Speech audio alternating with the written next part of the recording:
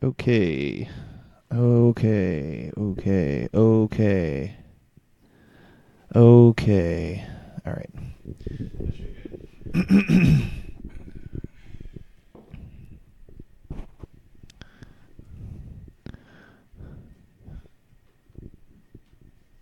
Your mic's still going? Check, check, check, check. Good.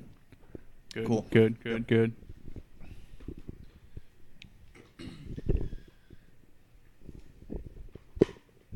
Alright, so I'm going to be following your lead on this.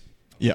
Just be the questions guy. Okay. Add the occasional flavor. Yeah. Since I think you're pretty heavy on the research. Yeah. And since I mostly just got to review this and come up with a couple extra notes over the weekend, but mostly from that one article. Okay. And then if we want, we can just flavor talk, Yeah. oh, I remember from the Kurosawa film, which I probably will. Oh, and you said before you might go by a pseudonym. Are you gonna do that? No, I'll just do my first name. Okay. And handle. Okay. Thanks. Alright. Yeah, it is an underscore. Okay. Sure, that should be fine. Okay. I don't really give a fuck. Cool. Okay. Ready? Yep. Hey everyone, welcome to Neighbor Science Season 3. I'm Ryan Salisbury, and today I have a new co-host, Chris. Hey everybody, it's Chris. You can find him at... Solidarity Goth. That's Solidarity _ Goth. I love that handle. So to start off Season 3, we're going to tie together our two favorite subjects, political economy and anime. That's right. We're weebs. We're going full weeb history today. It's pretty so bad.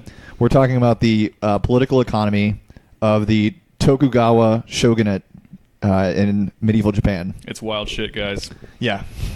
So we spent a lot of time talking about the modern system of political economy, but we have yet to get much into any of the systems of the ancient or medieval period. So, it's kind of interesting to know, like, what the differences are between what we have today and what we had before. Yeah, so today we're going to be talking about the system of political economy in late medieval Japan during the Muromachi and Edo period.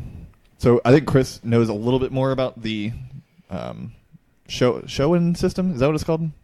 Well, I definitely know a lot more about the social and political history of Japan, since that was one of the focuses that I took in undergrad.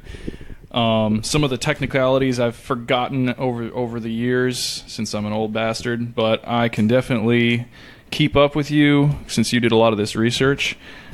So depends on what you want me to start off with. If you want me to talk about like the eras of Japanese history leading up to the Bakufu, we can do that, or we can talk about some of the technical terminology and features.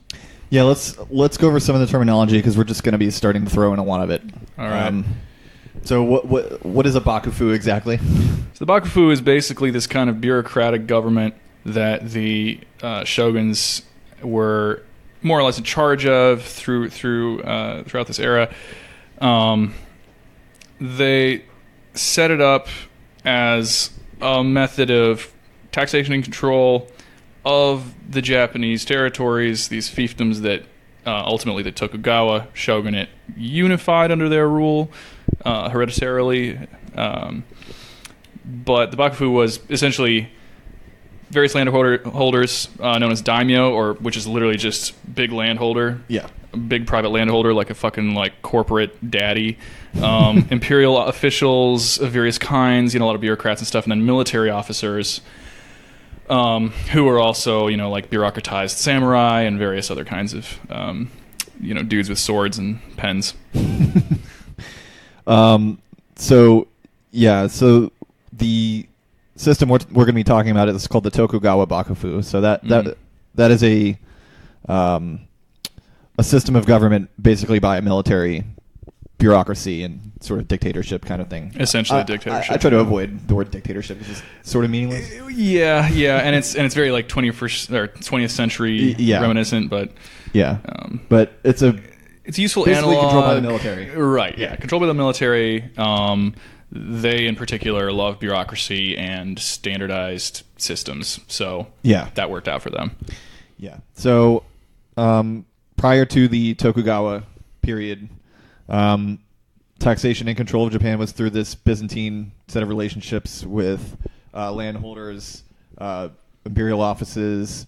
Like through all these periods, the emperor still gives legitimacy to whoever's in charge. Mm-hmm. But there's various systems of control, whether directly from the emperor or kind of convoluted ways to circumvent his power. Exactly. The emperor, if some of you are not weebs like us or our other listeners, or just are not as familiar with like Japanese history and the kind of theological, cosmological aspects of their political theories, the traditional view was that the emperor was a descendant of these gods. And we don't have to get into that, but basically they legitimized any other rule and control of Japan, which was kind of a general ethno-state, more or less. And so then the shogun, throughout various eras in Japanese history, was a military leader who would then take the emperor under his protection at various times of crisis and then just kind of run things from there. And that was really the dynasties that kind of made all the decisions. Right. And so from around 800 to the Meiji Restoration, the shogun was essentially the person that was in charge. And one thing that's interesting about that is shogun is short for Sei Taishogun, and the translation for that is great general who subdues the eastern barbarians, which was developed for the first shogun to refer to the subjugation of the Ainu people, right? Who they're northern indigenous people to Japan that are sort of, I think they're distantly related to the Taiwanese. Yeah, the Ainu have, I don't remember exactly kind of what their own ethnic lineage is, but they're definitely like this extreme minority now, but they used to be indigenous to a vast swath of the Japanese islands, and there are other minorities that a lot of people don't necessarily know of in the West who live in Japan or at one time lived in Japan or were assimilated by what we know as like Japanese. Yeah, what's that one place there in Honshu? Is that what it is? So Honshu is the central island. That's the big one. Oh, okay. Where like a lot of this political stuff was centered. Yeah. And that was kind of the epicenter of kind of their initial settler colonization from the mainland, and that's not something they like to talk about because it disrupts their narrative, and we don't have to get into that either.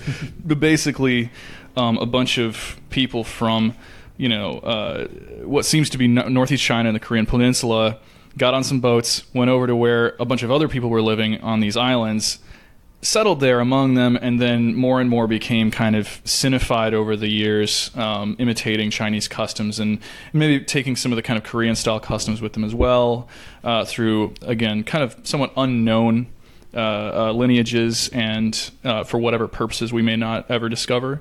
But then they assimilated and or dominated and or essentially chased off or maybe genocided is a good word for some of these conflicts. Yeah. The other people that lived in the islands throughout the other islands that they didn't initially settle. So that's a tangent. Yeah, I think I think the Japanese government recently, like within the last decade or so, apologized for the treatment of the Ainu people. Yeah. There's been a little bit more recognition lately, as they've kind of opened up about these past issues. Yeah. They, of course, Too would little, like too to late, leave though, it in the probably. past. Exactly.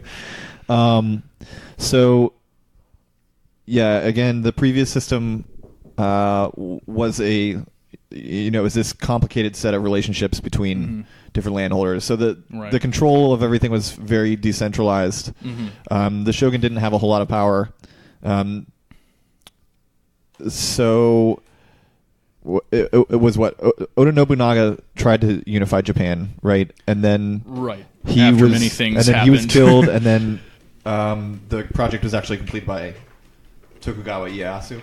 Yeah, so the that is one of the most famous and kind of celebrated eras of transformation in Japanese history, right? Initially, there was a previous shogunate, which itself had succeeded from a previous shogunate era. and some sort of imperial tussling and some kind of like high culture, high art periods. So the Ashikaga shogunate had ruled through what I guess we could consider the early medieval era of Japan, but the first half of that era was fraught with competition with supporters of the imperial direct rule from the previous era. And so the Ashikaga shoguns, for I think it was about a couple hundred, maybe 250 years or so, the first several had to deal with imperial resistance and kind of, in Europe you might have thought of them as like kind of royalists or something, like the Cavaliers. But then after they kind of quashed that, there was a brief stint of peace, kind of dabbling in peace, and then kind of everything began to just disintegrate into squabbles between the fiefdoms, the various daimyo, these private landholders, various military interests, conspiracies among officials, and so forth. And of course, your merchants and farming peasants and other classes and clades of people were caught up in it, and they had to sort of figure their shit out from there. But it all culminated in the rather ruthless project of Oda Nobunaga, who was this brilliant general, of basically creating coalitions, forcing capitulation of inferiors, as he might have thought of them, or just weaker parties. Then when he finally captured the emperor and the shogunate and forced the capitulation finally of the previous shogun, he took direct control of Japan as the new shogun. Then, as you kind of mentioned when we kicked off the idea for this episode, there was the incident at Honnoji where, due to somewhat sort of speculated circumstances, we're not really sure, one of these kind of great historical mysteries, this Akechi guy, who was like one of his like lieutenants essentially, kind of an accomplice actually, suddenly just ups and just kills him, and all this ninja stuff happens, and then basically Toyotomi Hideyoshi, who is this kind of affable but also equally calculating and ruthless guy, steps in, and he'd been part of the sort of the victorious coalition that put Oda in power. So then he starts to implement reforms and various structural changes and new policies that prime Japanese governance for the Tokugawa shogunate. So Toyotomi basically took the absolutism of Oda, began to turn it into a more kind of palatable, bureaucratic, kind of structurally sound regime. But then Toyotomi Hideyoshi dies. His son kind of comes up. He's too young. These elders come up as well to kind of be regents. And then Tokugawa Ieyasu comes in, and this guy is like, again, one of these very celebrated characters, and he has kind of the combination of many of the characteristics of his direct predecessors. He's clever, he knows people, he knows politics, he knows the military, and he begins to really consolidate what Oda and Toyotomi had started to put in place. Right. Okay. So during this project of kind of reorganizing and uniting the Japanese state, like in the previous system, one of the major landholders were the samurai class. So they were sort of a mixed warrior and peasant class. But one of the first things done during the Tokugawa shogunate was to redistribute the lands held by the samurai back to the daimyo. Right. And so they were forced to either become feudal retainers or to give up their status as samurai and just become peasants. And what was interesting about this, just since we're on the note, and it leads into some of the, I guess, our notes on the Kokudaka system, the taxation system, which was partly aligned with the class system that developed the samurai in this sort of Sengoku period of war and strife that culminated in Oda's rule and then eventually in Tokugawa rule. So the samurai up until then, many of them were professional warriors under the daimyo, but many of them were also just warriors who did well, right? So in a way, it was sensible to push many of them back into, or you might even say forward into peasant farm life, especially considering the class system in Japan formally recognized, even if it did not always equitably reward. Yeah, at this time, Japan was organized on a Confucian class system called the Four Divisions. Right, which exactly. I think is peasants, samurai, nobles. Yeah, it was something like... And man, emperor I'm or something? blanking, but peasant farmers in particular were seen as the backbone of society due to their provision of agricultural bounty and the stabilization of the economy from that labor. So they were formally recognized as the top of the status hierarchy, even though functionally they were subjects. Right. And they had to labor all day for years. And yeah, so it's scholars, farmers, artisans, and merchants. Yep. And the merchants were actually, in Japanese society, merchants were at the bottom. At the bottom of the class because they weren't hierarchy. seen as producing anything Right. of their own use. Yeah. Yeah, the class was kind of based on Interesting. a sense of virtuosity. Something like that. Yeah, and so merchants were seen as the least virtuous because they produce nothing but have the right. most They're just wealth. seen as facilitators at best. Yeah. Right. So society was divided into this rigid class system. Mm-hmm. Samurai had their lands redistributed back to them. Right. The daimyo were made, in one sense, they were made, I guess, wealthier but less powerful. Yeah, because in the previous in the Son Goku period, daimyo were political contenders as a rule, or they were important vassals, and so forth. And they were able to set taxation and rents and stuff like that. Right. Whereas because of the decentralization in that very fragmented period. Yeah, and so in the Tokugawa Bakufu, the daimyo basically reported directly to the shogunate, and the taxes and fees and stuff were set directly by the shogun. Yep. So the daimyo were able to collect taxes, but they weren't able to determine what the taxes would be. Right, and that's one of the more interesting parts of this system that we'll touch on. Right. So let's see. There were about 250 of these daimyo, just to give you an idea of. It's about the size of what the House of Reps. Is that correct? Am I off on that? House of Reps is like 435. 435. Yeah, okay, yeah. Maybe it was the original. number. I'm dumb. Yeah, but it's it's basically the 1% of Japan. Yeah, easily. The peasants were like 95% massive or more country of like Japan. Yeah.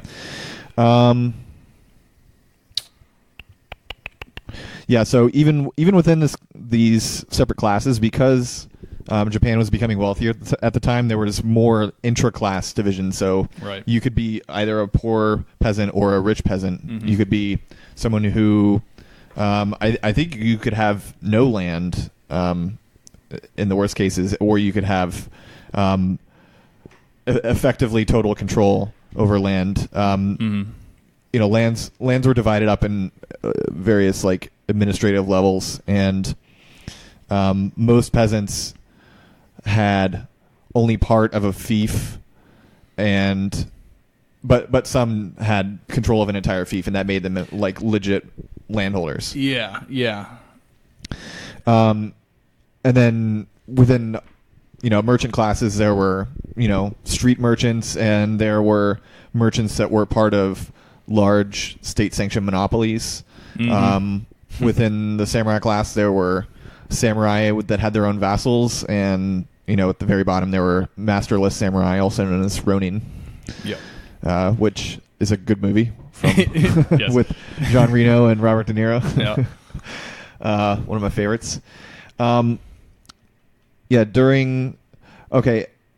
guess one thing I didn't mention is this was called the Edo period because of a system called the Sankin Kotai, which was a system created to limit the power of the daimyo. And so, That's right. Yeah, the way it worked was the Tokugawa shogunate forced all of the daimyo to alternate living between Edo and the period that they governed. And their families had to live in Edo. So on one hand, that put them closer to the shogun, and on the other, it kept them away from any people within the region they govern, in order to prevent them from accumulating too much political power. Exactly. Yeah. It was like the shogun and the daimyo's, own, say, bureaucracy and retainers and whatnot had shared custody of the daimyo, and so they kind of traded weekends with him, but in a more like a year-to-year basis. Right. Yeah. And so they had to essentially split their energies and split their loyalties pretty. Yeah. So during this period, again, Japan was becoming wealthier. So merchants became much wealthier. And, again, at the beginning of the samurai, wealth was expropriated and given to the daimyo. So there was a kind of inversion of the classes where merchants were much wealthier than samurai on the whole. And because of the rigid Confucian class system, that was kind of a violation of the class order, because they were kind of higher than the samurai. Right. So they had to conceal their wealth because they violated the law. Right. And issues of face would be coming up, and of course, if you have wealth but not so much status, that's going to be a big issue politically. So socially, this wasn't the best period. There was a strict patriarchy during the period, especially among the samurai class. The samurai, but other people too, valued virginity at marriage, and in the samurai class, women were expected to submit to their husbands. Women of all social classes were restricted from taking additional sexual partners after marriage, whereas men were able to take concubines and have other sexual partners and stuff. Classic bullshit. Yeah. Divorce was common, but what usually happened was the woman would just return to her birth family and live there. It seems like this was... I guess be a spinster. Yeah, it was like... It was kind of an exit they could take, but it was a bit of a downer ending. Yeah.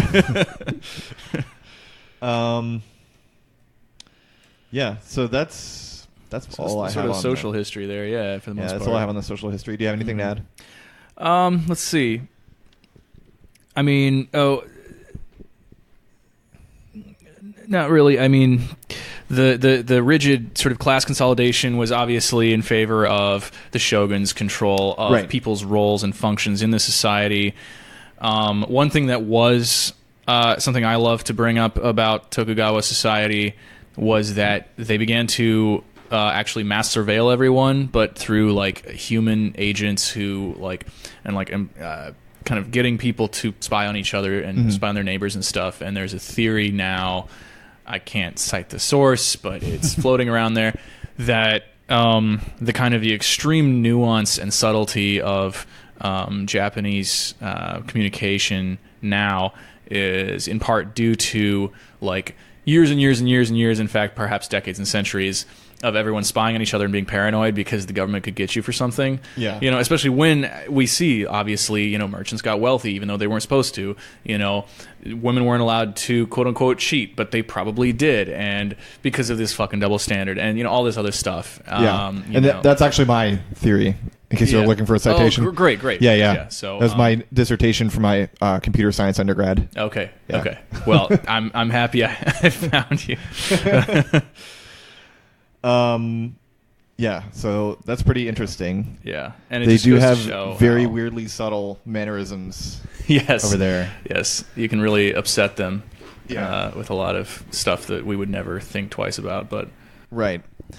So another major change during this time was the system of taxation. So there were two systems that existed during this time. The main one was called kokudaka, and there was a lesser used one called kandaka.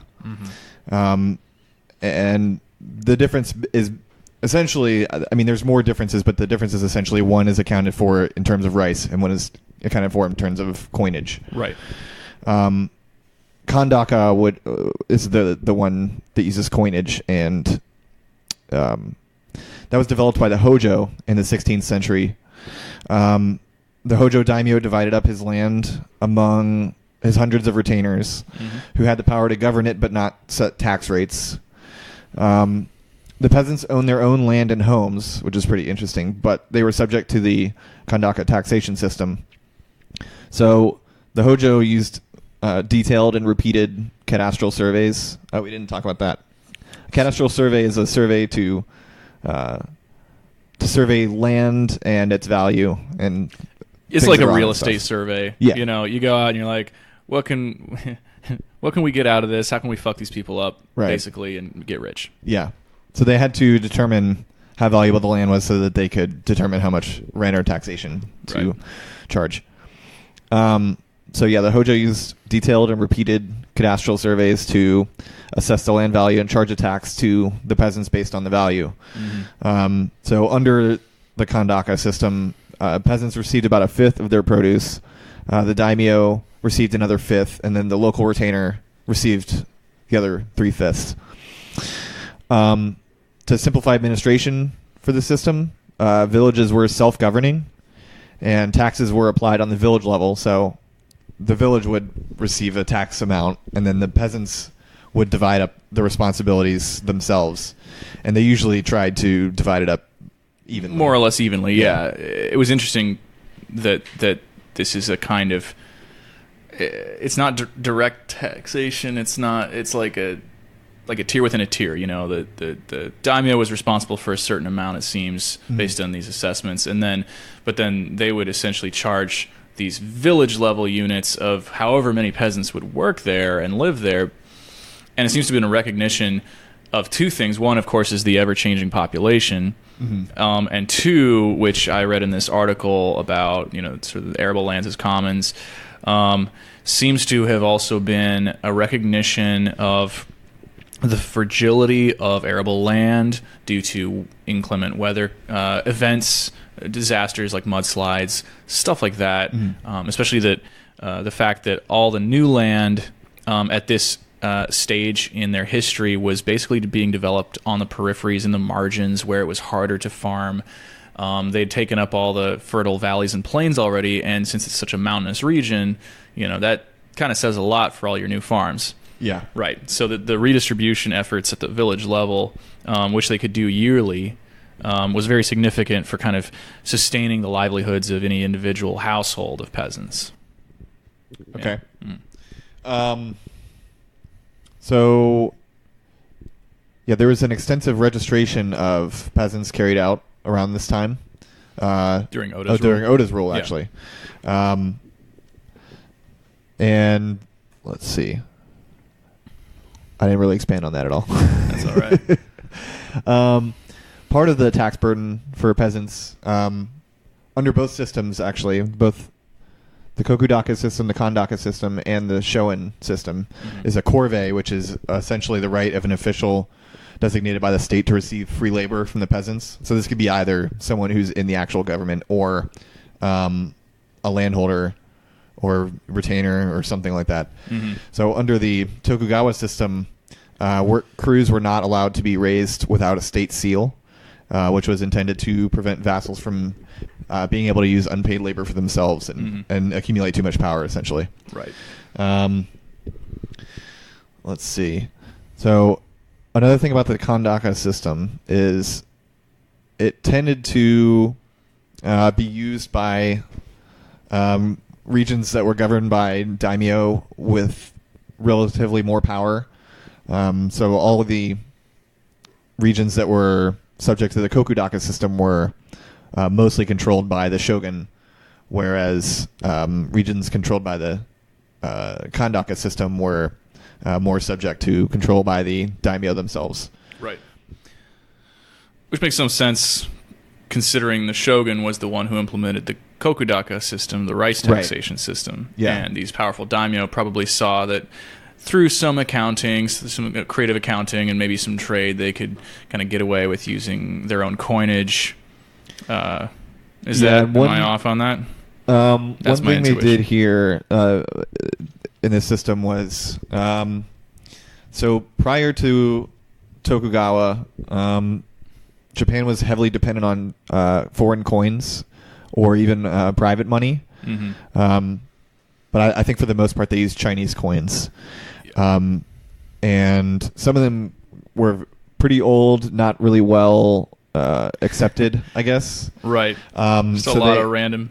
There was like good coins, mm-hmm. quote unquote, and bad coins, and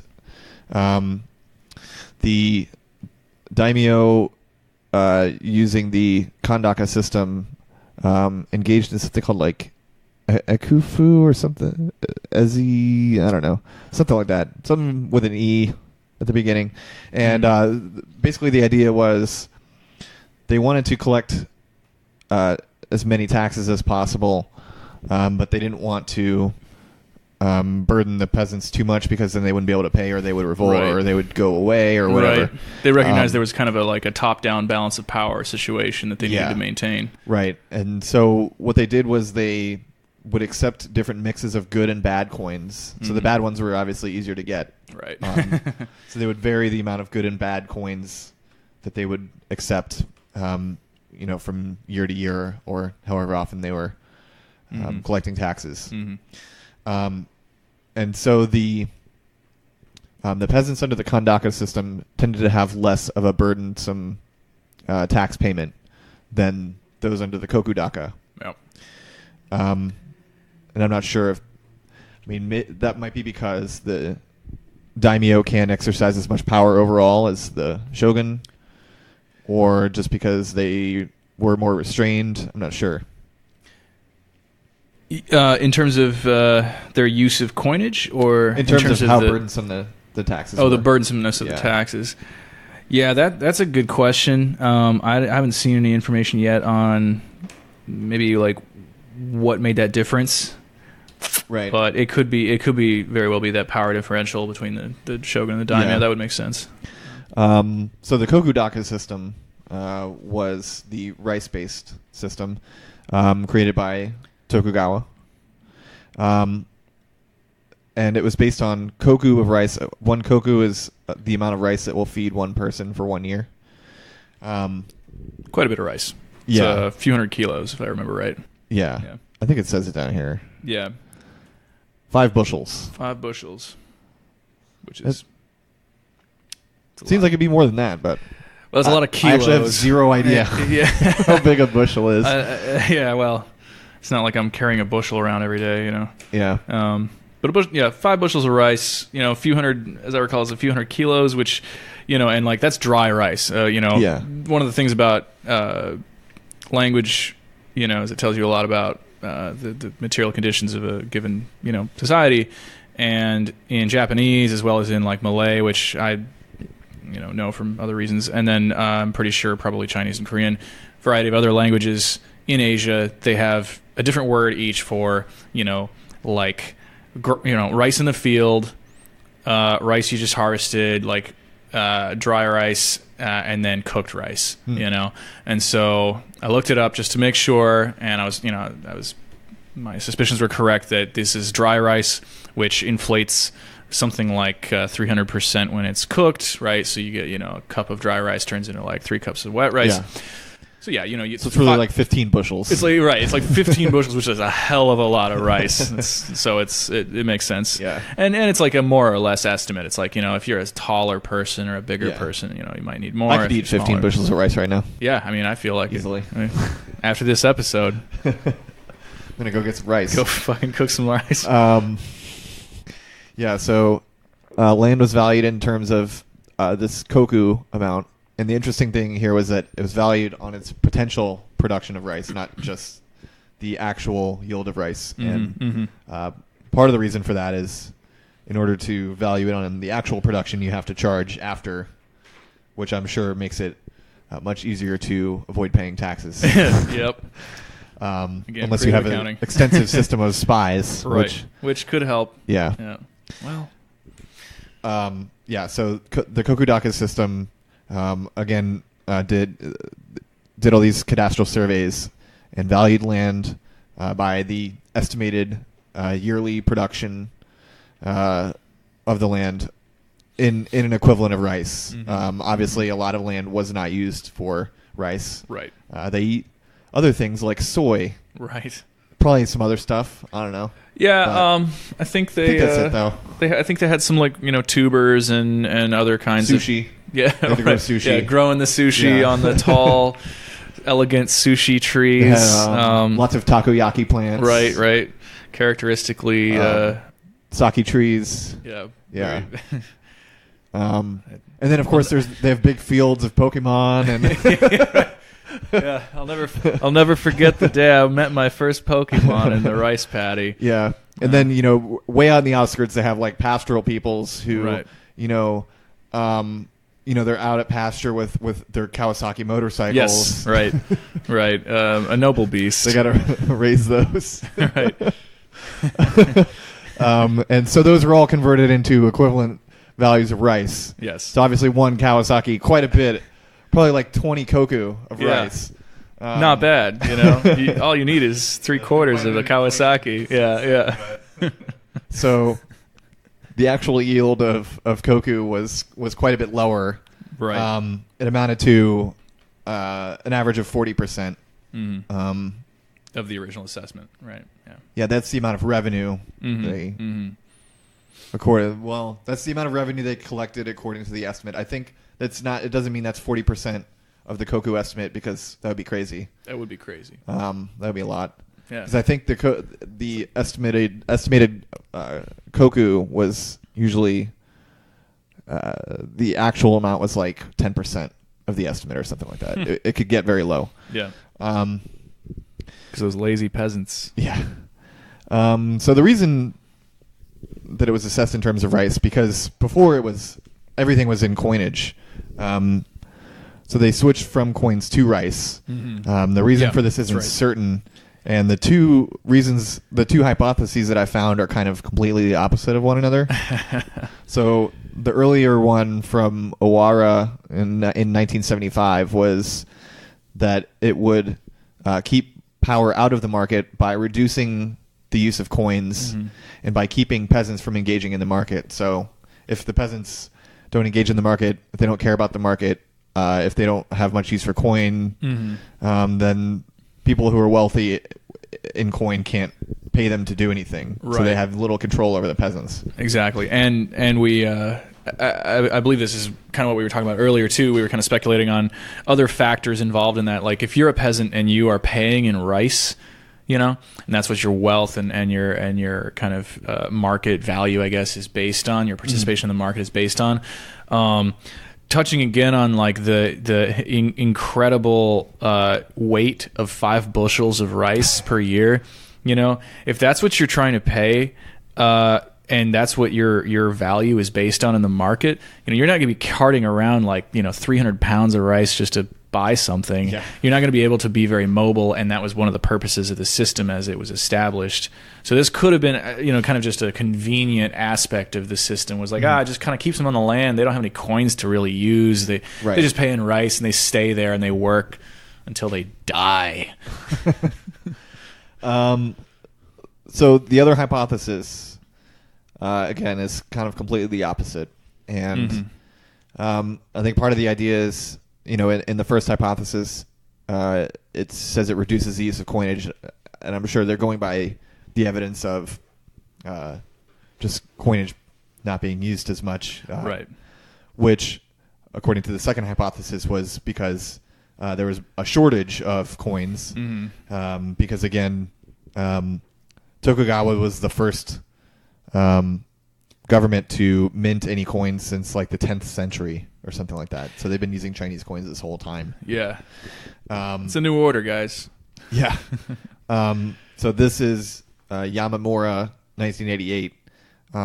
Their hypothesis is that rice was used to supplement a shortage of accepted coins, and levying and collecting taxes in rice increases the likelihood that people will trade with rice in the market, which people were doing at the time. Right. So there is evidence of that. And that also responds somewhat. Let's just like take a quick look at, again, the kind of the recent context of the Tokugawa establishment. When it was established, they were coming out of like 100 years of war, and you could carry coins around all you want in that period. This is, I mean, we're going with two opposite hypotheses here, so we're kind of playing devil's advocate to ourselves, right? So, the first hypothesis: it's convenient to carry around coins. It's inconvenient to carry around rice unless you're eating it the whole time, and so you stay on the land and you work your back off.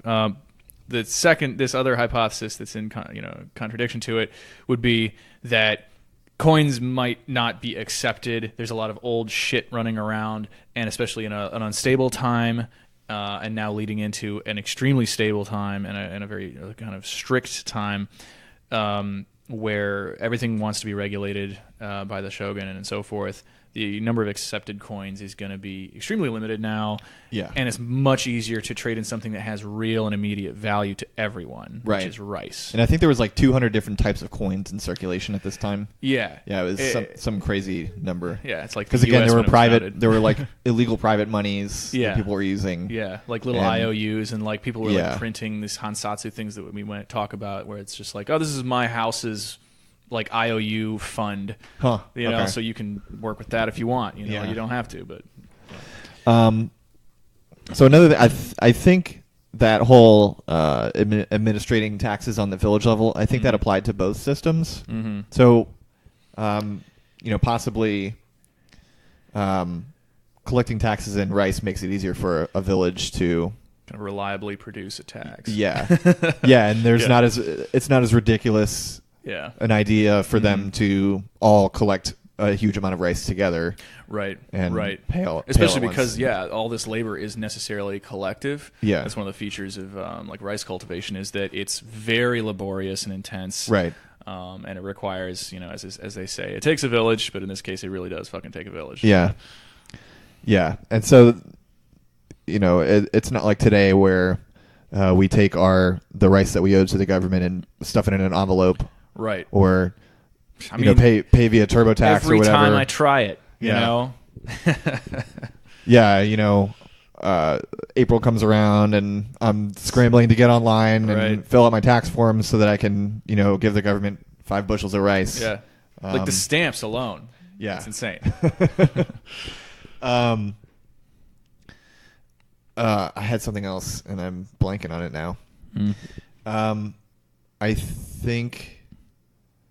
Oh, yeah, one thing I should clarify is that even though they valued, like they measured taxes in terms of rice, and they collected taxes in rice, but they weren't necessarily only doing that. They also did collect coins. Right. And there were a lot of people that paid their taxes in coinage. Yeah.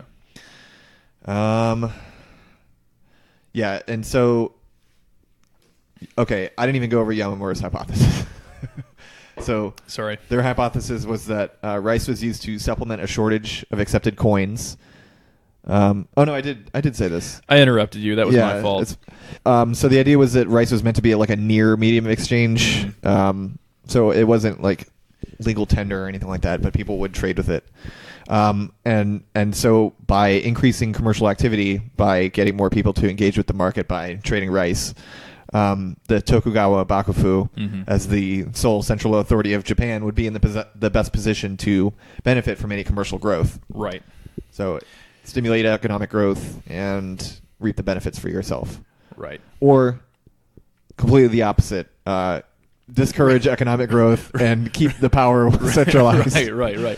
Both of which were their goals. Interestingly, they wanted to keep the economy growing, but they also wanted to maintain that centralized command. So pick your poison, I guess. Yeah. Yeah. So there's evidence for both. Maybe it worked both ways. Maybe at that time both of these mechanisms were kind of funcking in that way. Right.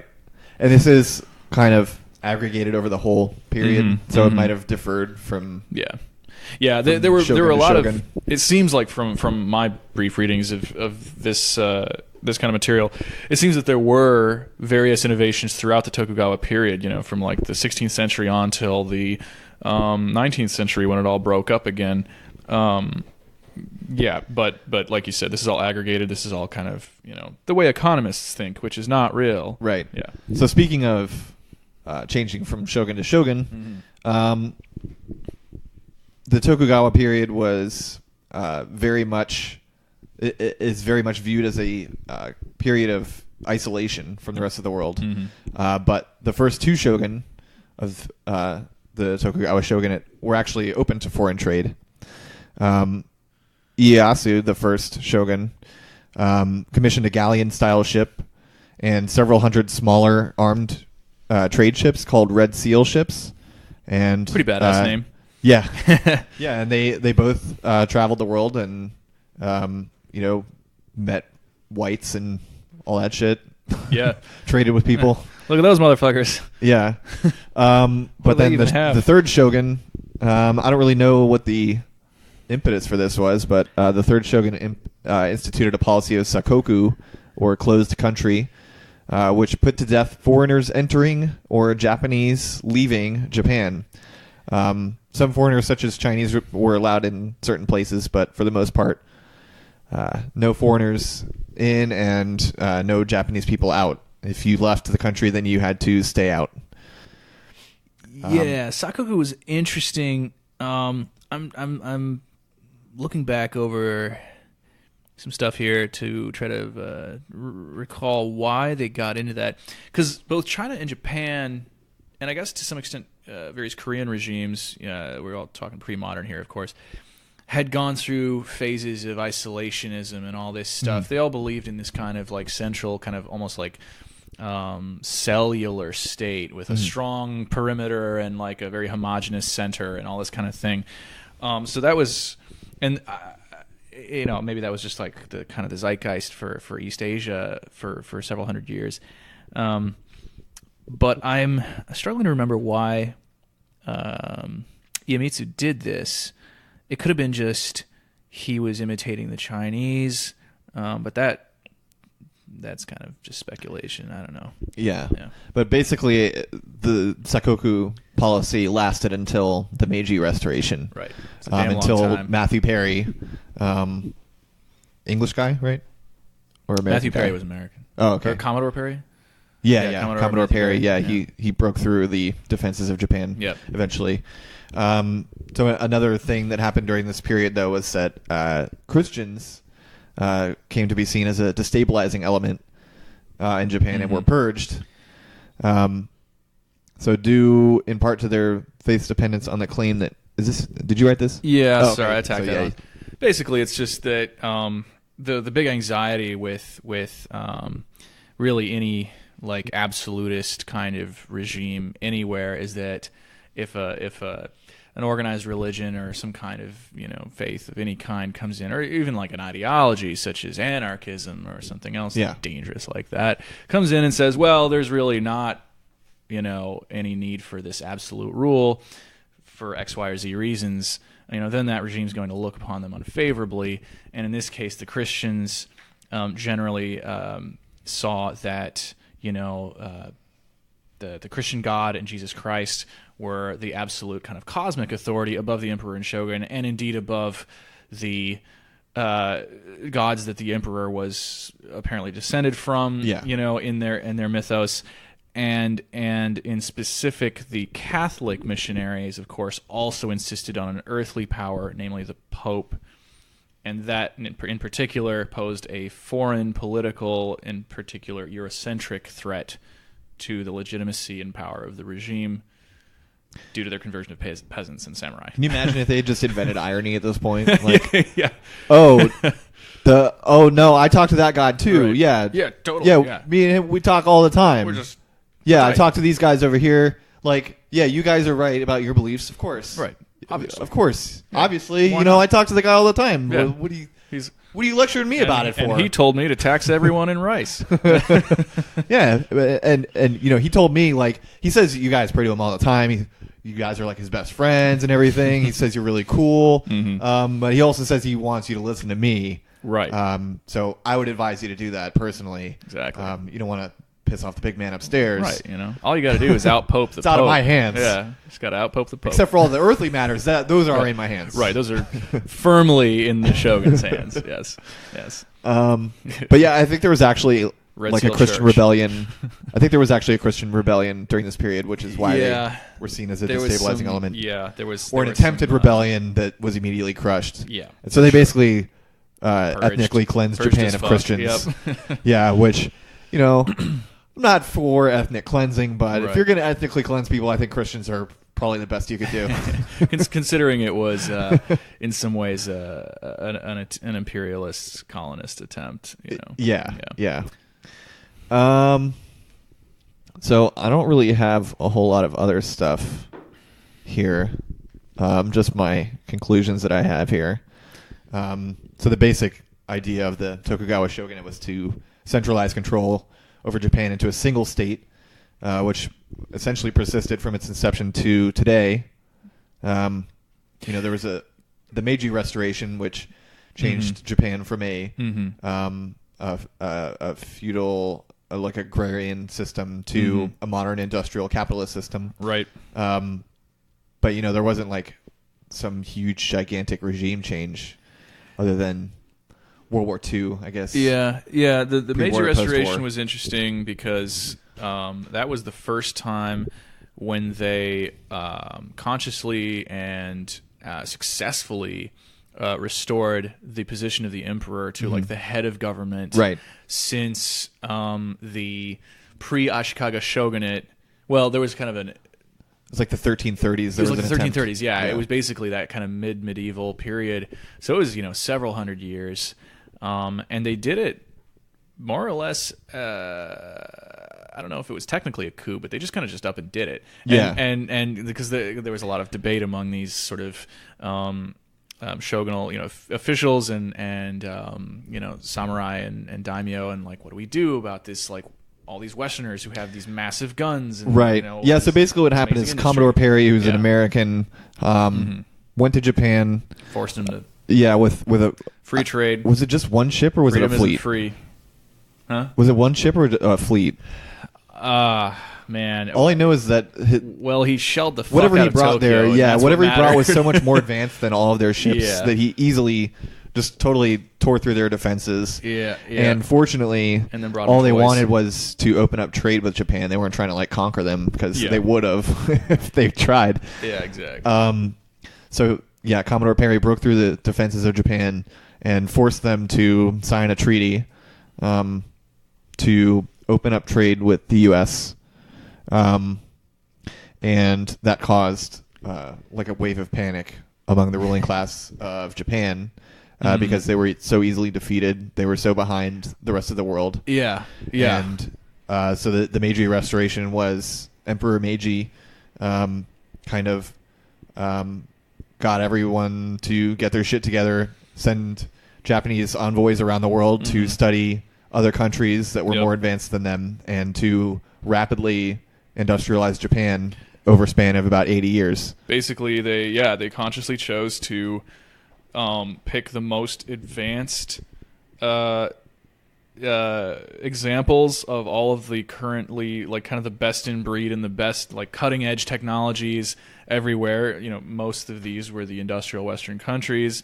So they very assiduously studied the United States, Germany, et cetera, et cetera. This is why Japanese beer is actually derived from German beer recipes and production styles and all this kind of stuff. And then I think they adopted like sort of Prussian discipline and I think shipbuilding from the Brits, stuff like that. And basically, they just were like, all right, let's piece it all together so that we can stay as Japanese as possible. Yeah, they did it all for an ethnic state. That's right. They loved it, and they still love it. Yeah. I just think this is an interesting look at how states evolved from kind of the ancient system to the modern system. Yeah. We have kind of a whole transition where ancient states were very unstable. They were kind of decentralized. There was nothing really like there were empires, but there was nothing really like a nation state. Right. And so there were all these changes specifically geared towards centralizing control and stabilizing the state. Because I'm so like, I don't know, my head's just not working tonight. That's all right, very well. But basically, I don't know if I said this already, but like ancient states were much more unstable. Especially like the earlier in history you go for the history of states, the more they were just completely decimated by weather events or diseases or bad harvests or what have you. Yeah, exactly. And so it was part of the project of statecraft was stabilizing the state and figuring out how to stop everyone from dying constantly and undermining the power of the people government. they like the best. Yeah, exactly. So I guess this was like one wave of centralization before you had the Warring States period where you had locally powerful lords, locally powerful samurai, and by redistributing their power into a centralized government, they were able to create a more stable state. And I guess the model for this is the Emperor of Qin, probably, right?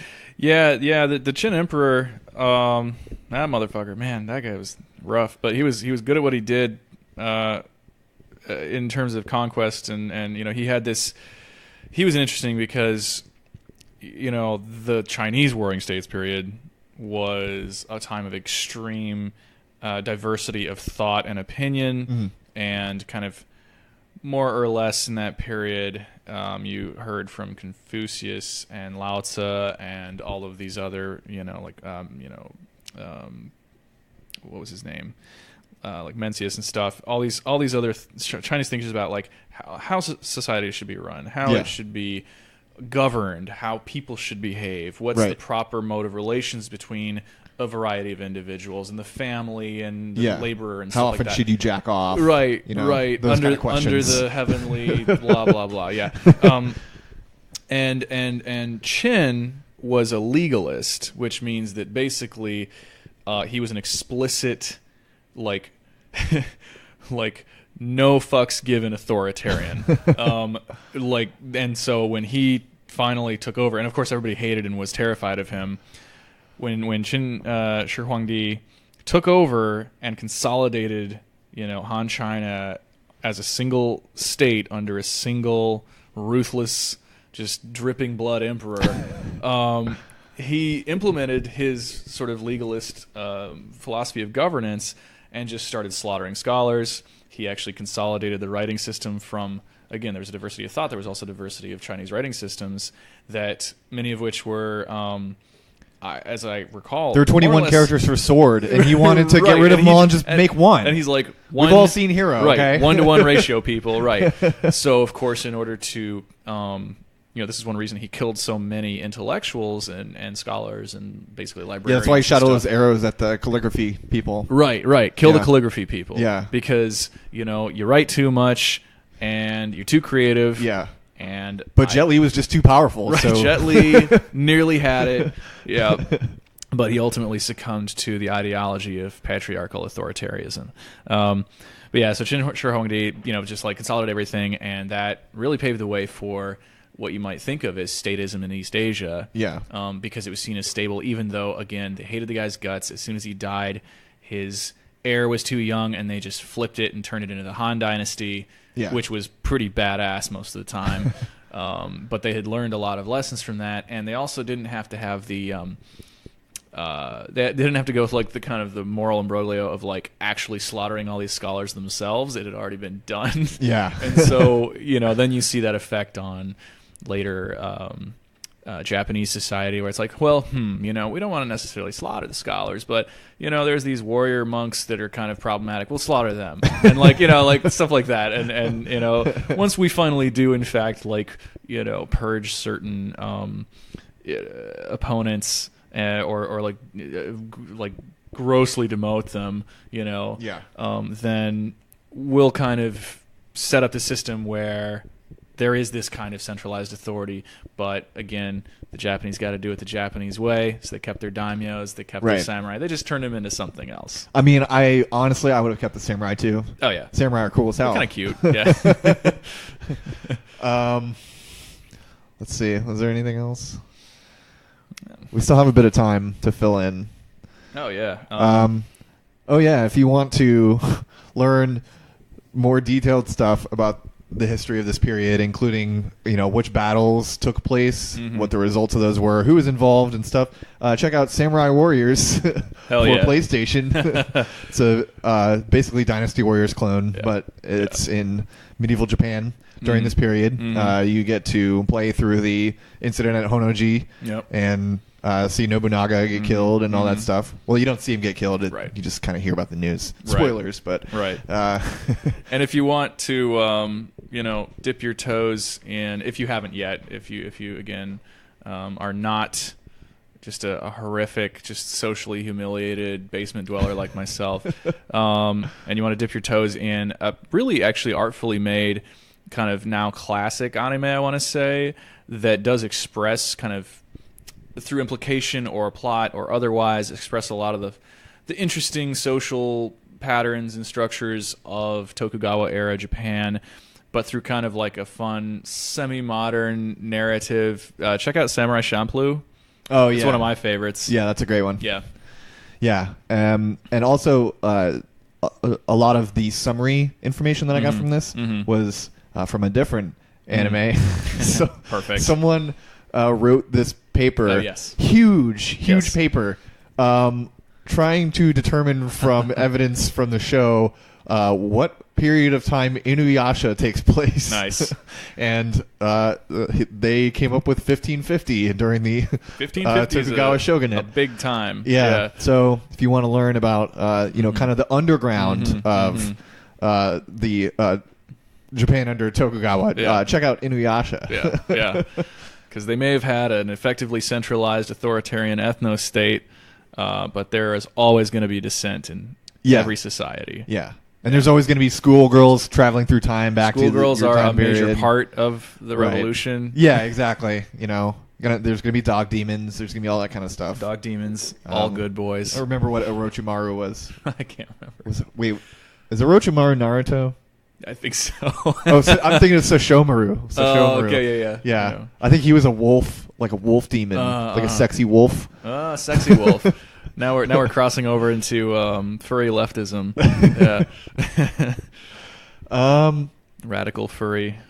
Yeah, so I don't think I have anything else. Yeah. We have a lot of episodes planned, but they're all going to be research heavy ones. So yeah, we're gonna. I realized really earlier pound this the week, readings. oh yeah, there's a reason that Peter and I repeatedly did interspersed all our serious episodes with news episodes that we barely had to do any work for. Yeah. So our next one's probably going to be a news one or an anime one or something like that. That sounds good. And since I'm just getting on board, I think that'd be a good, fun, lightweight episode for me to kind of contribute to as well. Yeah, that should be good. As I've said, I'm dumb, and honestly, I don't even know how to read anymore. So. Yeah, I have some other ones just endless tweets planned out here. Just a preview of some of the topics. We're going to be getting into the Phoenicians. Oh yeah, and that was my idea. Thalassocracies. Yes, which is the thing that they maritime civilization. Yeah, and interesting stuff. And then we're going to transition from that into the Dutch East India Company, which is, I guess, sort of another thalassocracy, sort of. Yeah, sort of a thalassocratic empire in the modern. If you look up thalassocracy, the Dutch Empire will be considered one of them. And then we're going to be going into the modern Danish Empire. That's right, of Maersk, the Danes, which is the world's largest shipping company, which you most likely have not even heard of. That's right. And then we have a couple other topics. I started reading about Forex. Because I wanted to know more about that, and there's potentially some interesting stuff there. Oh yeah. And then we're gonna have to talk about like Attack on Titan or something like that. Oh hell yeah, I love Attack on Titan. Okay, cool. And I gotta stay on that series actually. Yeah. I've only seen the first season, so. Oh really? Okay. Yeah. You gotta catch up then. Grad school, it does it to you. Right. Yeah. So I guess that's it for this episode. It's kind of a short one. Sorry, didn't write out more of a script. My fault. I had such a busy couple of weeks too. Yeah. But yeah, it's been busy. This was fun though. This is fun. Yeah. So thanks for listening. If you enjoyed this episode, check out our Twitter page at NeighborSidePod. I'm at Handle of Rye. Chris again is at Solidarity_Goth. That's right. If you want to read Peter's tweets, he's at BookCheekite. He will be gone for at least a couple months. He's working on like an esports thing. Yeah. Organizing an esports tournament in the Middle East. So Sounds pretty I guess he's an entrepreneur or something. He's doing business deals. Breaking away. We have a Patreon, patreon.com/neighborscience. Mm-hmm. Send us rice. Yeah, you can pay in bushels 5 of rice, bushels. or you can pay in ton. Yep. We also accept Chinese coins, but none of that private shit. We'll tell you the mix of good and bad coins that you can give us. Yeah. Just send us an email. Let's see, Twitter. We have Instagram at NeighborScience and Facebook at facebook.com/NeighborScience. Mm-hmm. None of us really go on Facebook though, so. That's where my mom is. Yeah, that's one of the reasons I don't go there, because your mom is on there. Yep. I don't want to talk to her. Scary. She's always bothering me. All right, bye. All right, bye.